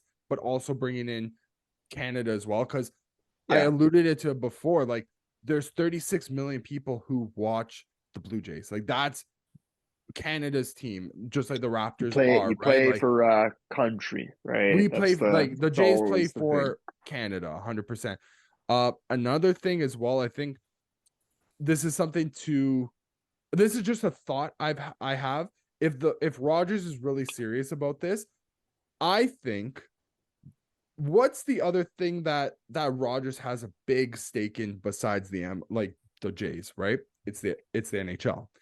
And I don't know if they are looking at their net because their contract I think is going to be up within the next couple of years. NHL contract. The NHL contract is going to be up within the next couple of years. I'm not too sure if they're going to sign another deal like they did, guaranteed 10 years, like dropping all this money into the NHL. I think they've actually lost money on the deal. Yeah. Like it was a big deal, when they signed it, like it was a lot of money. Yeah. I don't know if they've ever fully recouped that money back. I think Rogers is going to start slowly going down divesting themselves from the NHL diverting some. I don't think it's going to be total pullout of the NHL, but I think it's going to be a large pullout or a substantial pullout. Last thing I got on the Ohtani stuff, just to put more perspective on this. If you watch an Angels game and he's pitching, you'll notice that there's Japanese ads in the background. They do not play in Japan. They play in LA. I think that tells you all you need to know about, like, there is analytics behind that, right? Like, those ads aren't on there by accident. They work. So, Rogers, get it. Bless you. Jeez, didn't hit the mute button in time. Get it done. I'm not that angry. Get it done. If you can't get Juan Soto in. That's what I was going to say. Yeah, just a decent consolation prize. Get one of them done, I'll be happy. If you want us to talk about the MLB, maybe we'll do in the future. Dave, well done your TikToks. You hit 100K views in the past 7 days. Shout out to NHL Shop. If you want to get your Nikita Zadorov jersey, you can grab it there. Shout out to Razor. If you want the MLB Network or Hockey Night Canada, Fubo is the place to go. Sweet.